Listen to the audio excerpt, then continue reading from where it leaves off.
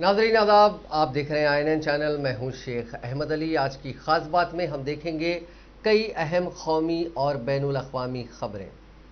छत्तीसगढ़ के बीजापुर में हफ्ते के रोज सिक्योरिटी फोर्सेस और नक्सलियों के बीच मुठभेड़ हो गई। इसमें 5 जवान शहीद हो गए हैं। करीब 3 घंटे से ज़्यादा चली मुठभेड़ में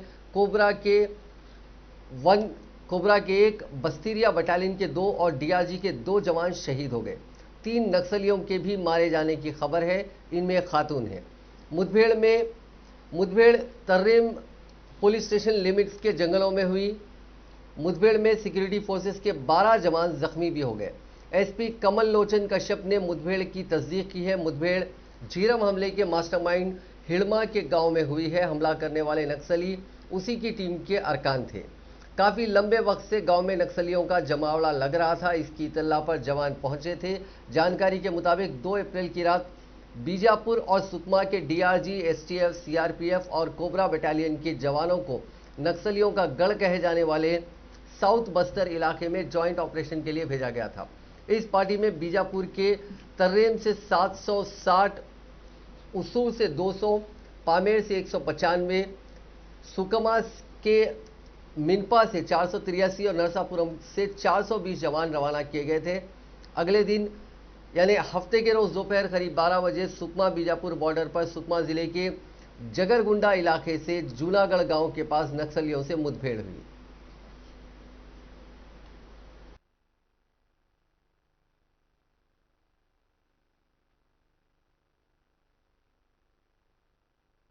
जिले के जगरगुंडा थाना क्षेत्र के जूनागुला गांव के पास में तर्रेम से रवाना हुए सुरक्षा बल और नक्सलियों के बीच मुठभेड़ हुई। मुठभेड़ लगभग 3 घंटे चली। अभी तक जो जानकारी मिली है उसके अनुसार 5 जवान शहीद हुए हैं और 12 जवान घायल हैं। मुठभेड़ स्थल से एक महिला नक्सली का शव मिला है। मुठभेड़ में नक्सलियों को काफी क्षति होने की खबर है। घायलों को रेस्क्यू और स्थिति की समीक्षा तथा नियंत्रण हेतु पुलिस महानिदेशक छत्तीसगढ़, विशेष महानिदेशक नक्सल अभियान, एयरफोर्स के वरिष्ठ अधिकारी एवं राज्य पुलिस के अधिकारी ऑफ रूम पुलिस मुख्यालय में उपस्थित। जुनूबी कश्मीर के जिले शोपियां के जंगल में हफ्ते की सुबह सिक्योरिटी फोर्सेस और जंगजुओं के दरमियान तसादुम छिड़ गया। सरकारी जराये ने बताया कि जंगजुओं के छुपने की मुसद्दका इत्तला मौसूल होने पर फौज, CRPF और पुलिस की एक मुश्तरका टीम ने जिले शोपियान के सेडू और हरपुरा के दरमियान जंगल को मुहासरे में लेकर तलाशी ऑपरेशन शुरू किया। उन्होंने बताया कि जो ही तलाशी ऑपरेशन की एक टीम मुश्तबा मकाम के नज़दीक पहुंची तो वहां छुपे जंगजुओं ने उन पर अंधाधुंध फायरिंग शुरू कर दी, जिसके नतीजे में तरफैन के दरमियान तसादुम छिड़ गया। जराये के मुताबिक मुहासरे में 4 से 5 जंगजू फंसे हुए हैं। याद रहे कि जुनूबी कश्मीर के ही जिले पुलवामा में गुज़िश्ता रोज एक तसादुम के दौरान 3 जंगजू हलाक हुए थे। MC की MP महुआ मोइत्रा के उस बयान पर वज़ीर आज़म नरेंद्र मोदी ने पलटवार किया जिसमें उन्होंने कहा था कि ममता बनर्जी अब वाराणसी से इंतखाब लड़ेंगी। महुआ ने यह बयान वज़ीर आज़म के उस दावे पर आया था जिसमें उन्होंने ममता बनर्जी के नंदीग्राम से हारने और दूसरी सीट से इंतखाब लड़ने की बात कही थी।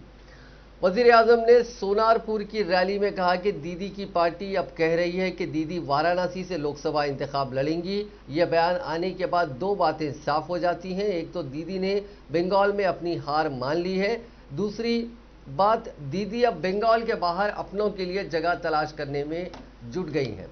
उन्होंने कहा कि अच्छा है कि असेंबली इंतखाबात में हारने के बाद लोकसभा में ज़रूर हाथ आजमाएं दीदी। यहाँ हल्दिया से वाराणसी का जो वोटर है वो हमारी हुकूमत के डेवलपमेंट के साथ है। हो सकता है कि उसकी जगह से आपका मन वाराणसी की तरफ मुड़ गया हो। और हाँ दीदी, मैं आपको कान में एक और बात कहना चाहता हूँ। दीदी, मेरे बनारस के लोग, मेरी काशी के लोग, मेरे यूपी के लोग इतने बड़े दिल वाले हैं कि आपको बाहरी नहीं कहेंगे, आपको टूरिस्ट नहीं कहेंगे, आपको टूरिस्ट गैंग भी नहीं कहेंगे। आपके बेटे के सपने पूरा करना, इसके लिए हम लगे रहेंगे। आपके बेटों को अब बंदूक न उठानी पड़े, आपके बच्चों को जंगलों में जिंदगी न गुजारनी पड़े, आपके बच्चों को किसी गोली का शिकार न होना पड़े, इसके लिए एनडीए सरकार प्रतिबद्ध है। आपके आशीर्वाद की ताकत से ये होके रहने वाला है। माताएं बहने, ये होके रहने वाला है। और पिछले 1.5 साल से हम देख रहे हैं शांति का कैसा माहौल बनता चला जा रहा है। और प्रमोद जी जैसे नेतृत्व में हमारे सारे साथी जिस प्रकार से लगे हैं, शांति, सद्भावना, एकता, यही हमारे कल्याण का मार्ग है। कांग्रेस सरकार ने अपने समय में असम को हिंसा, बम बंदूक का लंबा दौर दिया। वहीं एनडीए सरकार असम के हर साथी को साथ लेकर शांति और समृद्धि के रास्ते पर आगे बढ़ रहा है। भाई और बहनों, जिन्होंने अपने जीवन के अनेक वर्ष संघर्ष में बिता दिए, मुख्य धारा में वापसी के बाद उनका साथ देना हम सभी की जिम्मेदारी है। जो अभी भी किसी कारणवश नहीं लौट पाए हैं, उनसे भी मेरा आग्रह है कि असम के बेहतरीन भविष्य के लिए, आपके स्वयं के बेहतरीन भविष्य के लिए हिंसा का मार्ग छोड़िए। आत्मनिर्भर असम के संकल्प की सिद्धि के लिए आपकी भी जरूरत है। असम अकॉर्ड के तहत जो भी बातें तय हुई हैं, उन पर काम तेजी से जारी है। हर जनजाति की आकांक्षाओं को, सभी के हित को ध्यान में रखते हुए असम की सरकार के प्रयास निरंतर चल रहे हैं। जिस प्रकार मरकजी वजीर दाखिला अमित शाह ने हफ्ते के रोज अपोजिशन डीएमके और उसके इत्तेहादी कांग्रेस को निशाना बनाते हुए कहा कि तमिलनाडु में तरक्की उसी वक्त मुमकिन है जब फैमिली रूल और बदुनवान डीएमके कांग्रेस इत्तेहाद को 6 अप्रैल को होने वाले असेंबली इंतखाबात में शिकस्त दी जाए। बीजेपी की उम्मीदवार और अदाकारा सुंदर खुशबू की हिमायत में रोड शो और बाद में साउथ तिरुनेवली जिले में इंतखाबी रैली से खिताब करने के बाद अमित शाह ने मीडिया से कहा कि बीजेपी की क़यादत वाले एनडीए का अव्वलीन मकसद रियासत को अजीम सखाफत और रिवायात के तहफ़्फ़ुज़ के साथ खुशहाली और तेज़ रफ्तार तरक्की के रास्ते पर ले जाना है। उन्होंने कहा कि वज़ीर-ए-आज़म नरेंद्र मोदी की क़यादत में पूरे मुल्क में जिस तरह की तरक्की हुई है, उसी तरह की तरक्की रियासत में हो, ताकि एआईएडीएमके के सरबराह और आंजहानी वज़राए आला एमजीआर और जयललिता के ख्वाब को शर्मिंदा ताबीर किया जा सके। उन्होंने कहा कि सिर्फ बीजेपी और एआईएडीएमके की हुकूमत ख़वातीन माहीगीरों, बेरोज़गार नौजवानों और लोगों को जो सखाफत और रिवायत पर यकीन रखते हैं तहफ़्फ़ुज़ फराहम कर सकती है।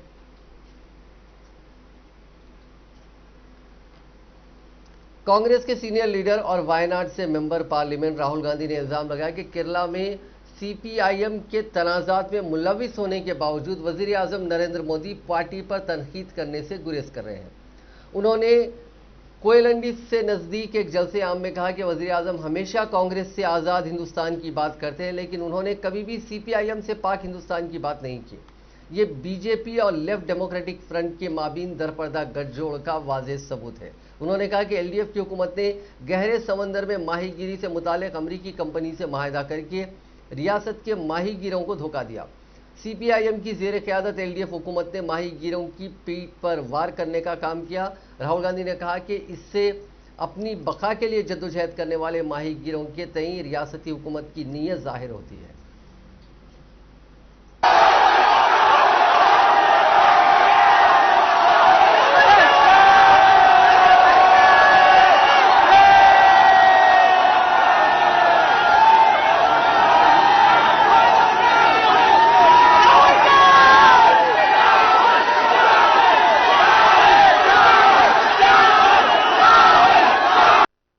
അവർ മത്സ്യത്തൊഴിലാളികളെ പിന്നിൽ നിന്നാണ് കുത്തിയിരിക്കുന്നത് എന്നുള്ളതാണ് ഇവിടെ എടുത്തു പറയേണ്ട കാര്യം.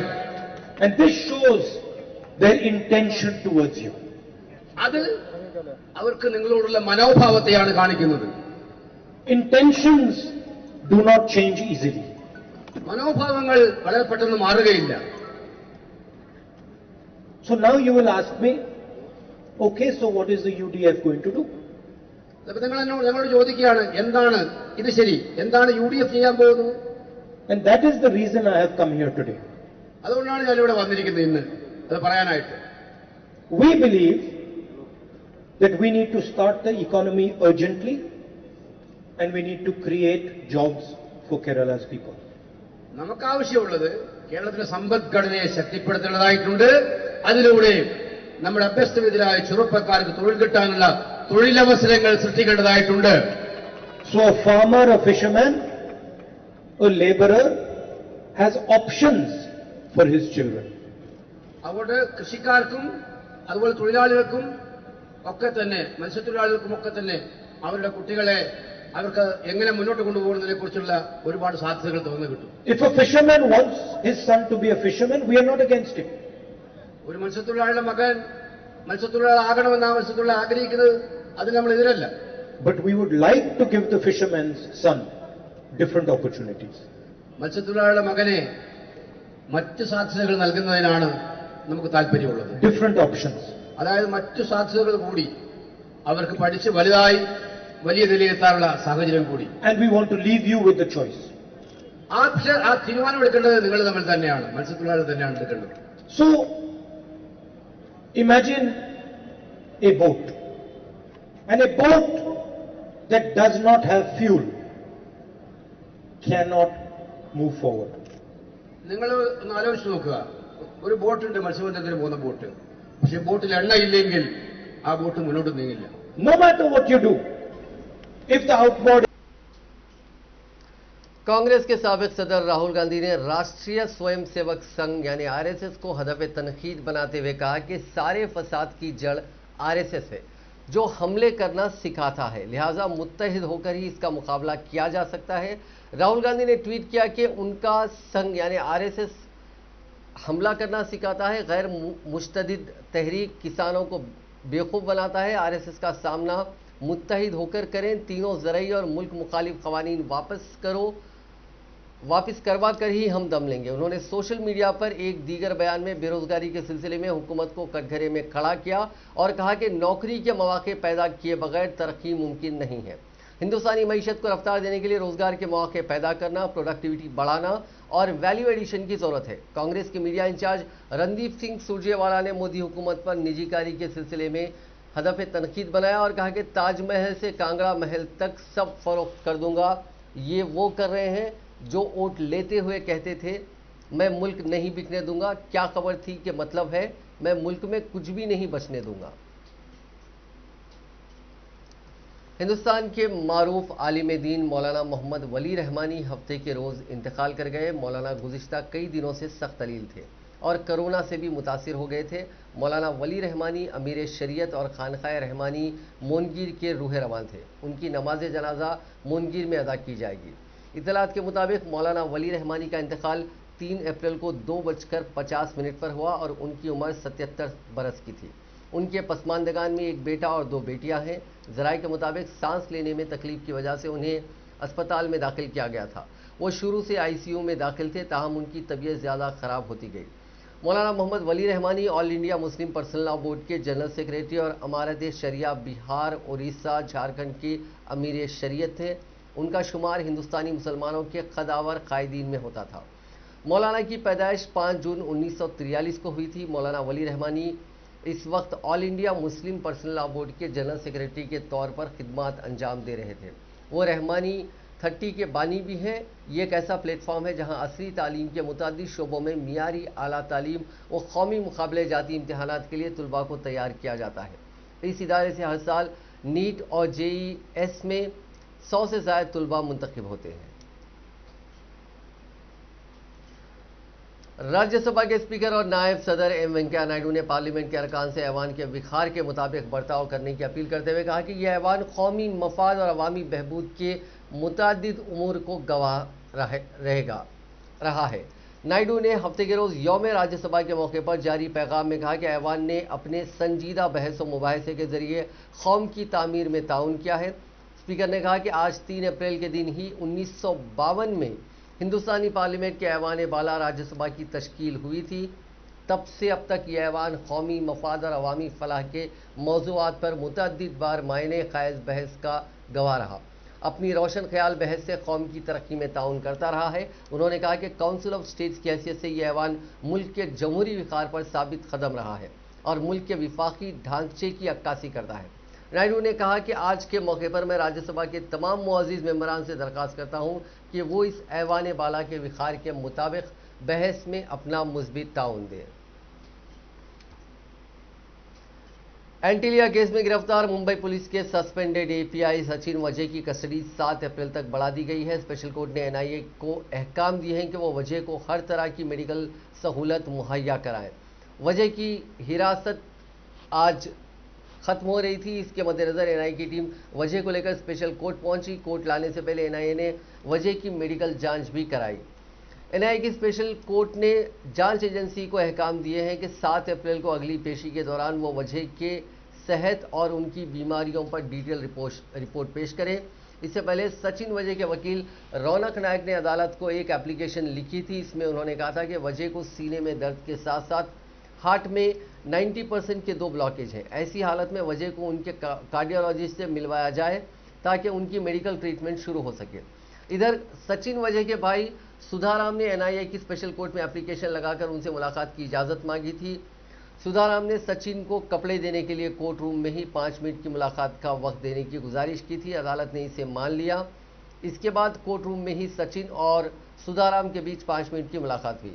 इधर सचिन वजह को लेकर एनआईए ने एक नया खुलासा किया। जराये के मुताबिक सचिन वजह मुंबई के नरीमन पॉइंट में वाक़ई एक 5 स्टार होटल के कमरे से वहां से एक रैकेट चला रहे थे। इस कमरे को जावेरी बाजार के एक बिजनेसमैन ने 100 दिनों के लिए बुक किया था, जिसके लिए 12 लाख रुपए का पेमेंट भी किया जा चुका था।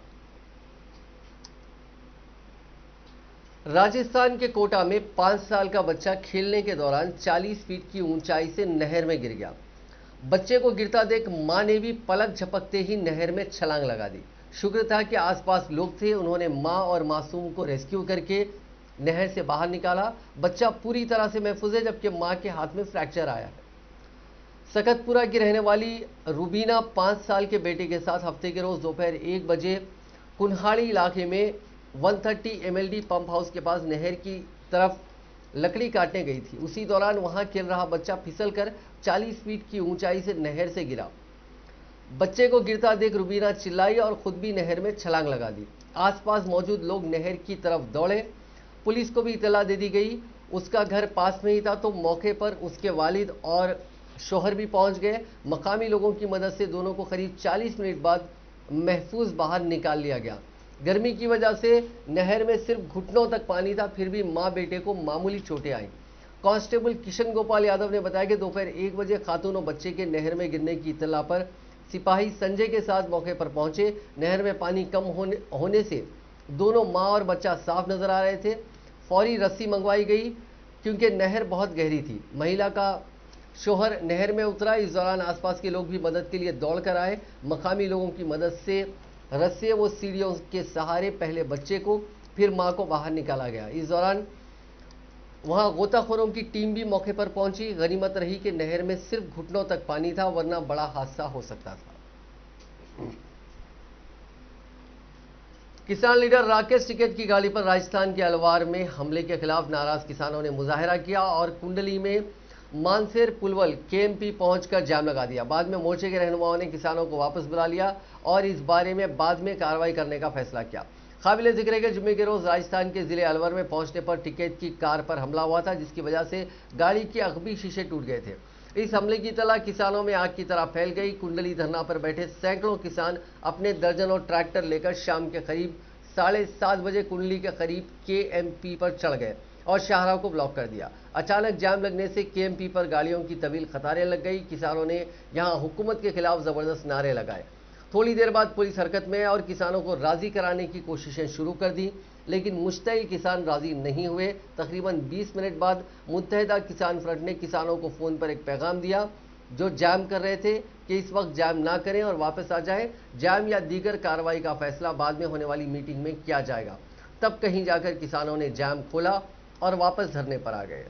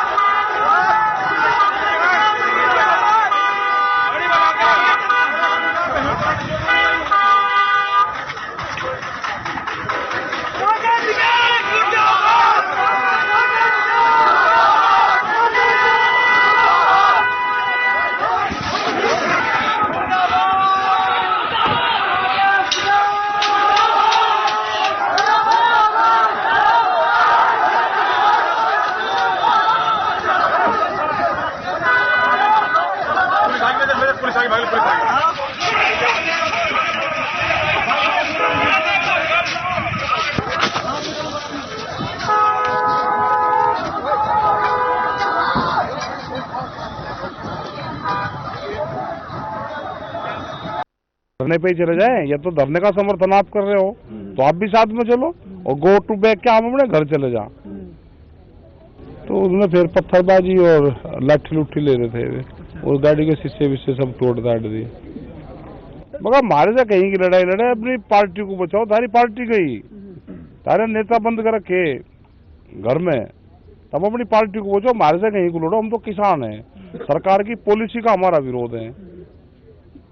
तो हमारे से सारा क्या मतलब भाई, कोई पॉलिटिकल पार्टी थोड़ा, हम किसानों की बात कर रहे हैं। करते करते सरकार के लोगों का कहना है कि आप पार्टी का, बीजेपी का पार्टी का विरोध कर रहे हैं। जैसे ना, हम तो नहीं कर रहे, हम तो नहीं कर रहे। आप जा रहे हैं, हम क्या कर रहे हैं उनका?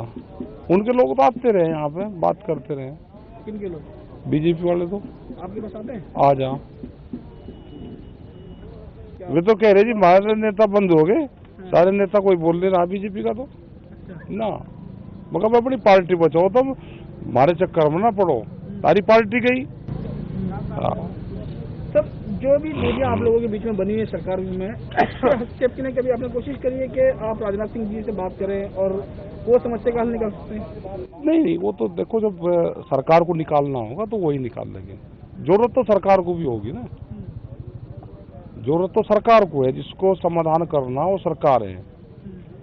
वो फैसला मान लेगी तो बातचीत हो जाएगी, अब उनको फैसला नहीं मानना। अब बात कोरोना वायरस की। दुनिया में अब तक 13 करोड़ 90 लाख के करीब लोग कोरोना वायरस की चपेट में आ चुके हैं। इनमें से 10 करोड़ 53 लाख लोग ठीक हो चुके हैं, जबकि 28 लाख 52 हजार मरीजों की मौत हो गई है। 2 करोड़ 26 लाख मरीज ऐसे हैं जिनका फिलहाल इलाज चल रहा है। वहीं बांग्लादेश में कोरोना की नई वेव यानी लहर तेजी से फैल रही है। वहां 5 अप्रैल से 1 हफ्ते तक का लॉकडाउन लगाया जा रहा है। वहीं यूनाइटेड किंगडम में ऑक्सफोर्ड की एस्ट्राजेनेका वैक्सीन लगाने के बाद 7 लोगों की मौत हो गई है। इस वाक़े के बाद एक बार फिर एस्ट्राजेनेका वैक्सीन लगाने के बाद ब्लड क्लॉटिंग पर बहस शुरू हो गई है। अब तक जुमला 1 करोड़ 80 लाख लोगों को इस कंपनी की वैक्सीन लगाई जा चुकी है। इसमें से सिर्फ 30 लोगों की क्लॉटिंग की इनको प्रॉब्लम हुई है। कोरोना की दूसरी लहर झेल रहे हिंदुस्तान के लिए राहत देने वाली खबर है। इस महीने के मिडिल तक दूसरी लहर का पीक आ जाएगा, यानी इस वक्त एक दिन में मिल रहे नए मरीजों की तादाद सबसे ज्यादा होगी। इसके बाद इन्फेक्शन के मामले कम होने लगेंगे। ऐसा सबसे पहले पंजाब और फिर महाराष्ट्र में होगा। यही दोनों रियासतें इस वक्त कोरोना के सबसे ज्यादा मामले यहां पे आ रहे हैं, सबसे ज्यादा मुतासिर है। आईआईटी कानपुर के साइंटिस्ट ने एक स्टडी की है और ये इम्कान का इजहार किया है। साइंटिस्टों के मुताबिक मई के आखिर तक इन्फेक्शन के मामलों में काफ़ी गिरावट दिख सकती है। पहले लहर के दौरान इस एक अंदाज़ा लगाया गया था कि इन्फेक्शन के मामले अगस्त 2020 में बढ़ेंगे और सितंबर तक अपने पीक पर पहुंचेंगे, फिर फरवरी 2021 में कम हो जाएंगे। ये सही साबित हुआ है। साइंटिस्ट मनिंदर अग्रवाल के मुताबिक पंजाब पहली रियासत होगी जहां कुछ दिनों में मामले पीक पर पहुंचेंगे। इसके बाद महाराष्ट्र में पीक आ सकता है। वहीं मुल्क में कोरोना इन्फेक्शन की हालत खतरनाक होती जा रही है। बीते 24 घंटों में 89,019 नए मरीज मिले हैं। इसके मुकाबले सिर्फ 44,176 मुतासरीन ठीक हुए। 713 लोगों की मौत हो गई है। एक दिन में मुतासिर हुए लोगों की तादाद पहले पीक से सिर्फ 9,000 कम है। इससे पहले 16 सितंबर को सबसे ज्यादा 97,870 मरीज मिले थे। इसके बाद यह आंकड़ा कम होना शुरू हो गया था। मुल्क में अब तक करीब 1 करोड़ 24 लाख लोग इस वबा की चपेट में आ चुके हैं। 1,64,000 लोगों ने अब तक जान गंवाई। तेलंगाना में कोविड-19 के 1,078 नए मामला दर्ज किए गए हैं, जिसके बाद रियासत में मामलात की तादाद बढ़कर 3,10,819 हो गई है। रियासत में बहसते मजमूई अमवात की तादाद बढ़कर 1,712 हो गई है, क्योंकि गुज़िश्ता 24 घंटों के दौरान मजीद 6 अमवात हुई हैं। पिछले 24 घंटों में जीएचएमसी के हुदूद में 283 नए मामला दर्ज किए गए हैं। बकिया मामलात रियासत के दीगर अजला में दर्ज किए गए हैं। आईपीएल 2021 के आगाज से सिर्फ 6 दिन पहले दिल्ली कैपिटल्स को बड़ा झटका लगा है। टीम के ऑलराउंडर अक्षर पटेल कोरोना पॉजिटिव पाए गए हैं। कैपिटल्स के मैनेजमेंट ने अक्षर के कोरोना से मुतासिर होने की खबर की तस्दीक की है। दिल्ली कैपिटल्स की तरफ से जारी बयान में कहा गया कि दुख की बात है कि अक्षर कोविड पॉजिटिव हो गए हैं, उन्हें आईपीएल के प्रोटोकॉल पर अमल करते हुए आइसोलेट कर दिया गया है। दूसरी तरफ चेन्नई सुपर किंग्स की कंटेंट टीम का एक रुकन भी पॉजिटिव पाया गया है। इस बारे में चेन्नई का कहना है कि वो रुकन किसी भी खिलाड़ी या सपोर्ट स्टाफ के राब्ते में नहीं आया था। बीते 12 से 15 महीनों में मुल्क में कोरोना ने जो कहर ढाया है, उससे सिर्फ मिडिल और लोअर क्लास के खानदानों की ही माली हालत नहीं बिगड़ी, बल्कि ग्लैमर और चकाचौंध से भरे दिखने वाले फिल्म इंडस्ट्री की जड़ें भी हिल गई हैं। हालात ये हैं कि पिछले एक साल में कई छोटे आर्टिस्टों ने मायानगरी मुंबई को अलविदा कह दिया। सितारों ने अपने घरों की सिक्योरिटी कम की, डिजाइनर कपड़ों की डिमांड भी आधी रह गई। कुछ लोगों को तो अपनी लाइफस्टाइल को मेंटेन करने के लिए प्रॉपर्टीज भी बेचनी पड़ी। इसके उलट एक बात यह भी है कि कई बॉलीवुड सेलिब्रिटीज ने शेयर मार्केट और म्यूचुअल फंड्स में जमकर पैसा भी लगाया। कोरोना में कमाई के रास्ते बंद होने पर बॉलीवुड स्टार्स ने इन्वेस्टमेंट के जरिए कमाई के मौके भी खोजे हैं।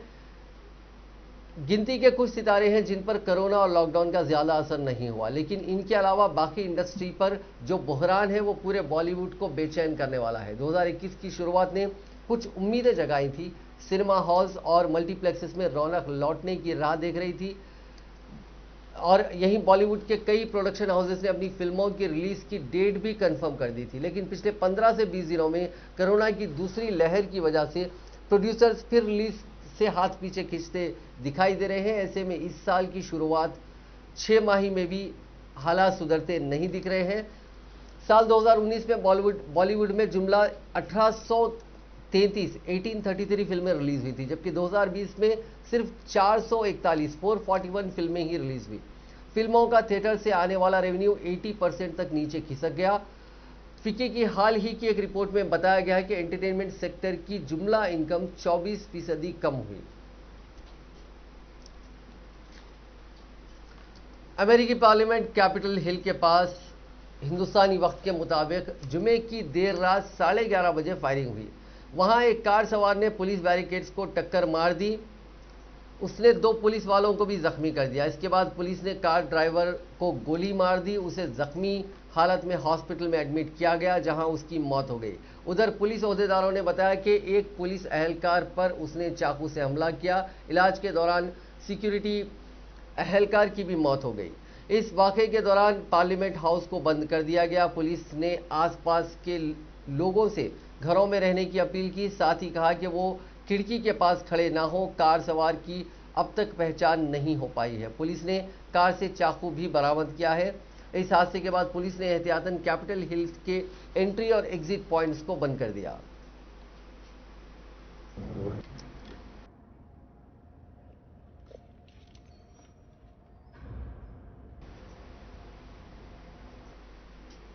रूस के एक अस्पताल में जुमे के रोज अचानक आग लग गई, जहां फायर सर्विसेज के जो पर्सनल है, अहलकार है, वो आग को बुझाने में करीब 2 घंटे की उन्हें मशक्कत लगी। हालांकि इससे बड़ी बात यह रही कि इस वाक़े के दौरान ऑपरेशन थिएटर में एक मरीज की ओपन हार्ट सर्जरी चल रही थी। इसे डॉक्टरों ने अधूरा नहीं छोड़ा, बल्कि इन मुश्किल हालात में भी पूरा किया। अपनी जान जोखिम में डालकर मरीज को बचा लिया। यह वाक़या रूस के सुदूर नॉर्थ ब्लॉगवे शहर का है। जो फायरमैन है, उनके मुताबिक जब ये जानकारी सामने आई कि ऑपरेशन थिएटर में मरीज की सर्जरी चल रही है, तो उन्होंने अपनी तरफ से सब कुछ किया। ऑपरेशन थिएटर में धुआं ना पहुंचे इसलिए पंखों का इस्तेमाल किया। आग की वजह से बिजली के तार जल गए थे, इसलिए पंखे चलाने के लिए दूसरी जगह से बिजली की सप्लाई का अरेंजमेंट किया। दीगर टीमें आग बुझाने में लगी रहीं। दूसरी तरफ 8 डॉक्टरों और नर्सों की टीम ऑपरेशन पूरा करने में लगी रही। मकामी हुकूमत के सरबराह वासिलिय ओरलोव ने इन हालात पर काबू पाने पर जो ऑफिशियल्स हैं उनको मुबारकबाद दी और खासकर मेडिकल टीम को मुबारकबाद दी कि इन मुश्किल हालात में भी उन्होंने कामयाब सर्जरी अंजाम दी।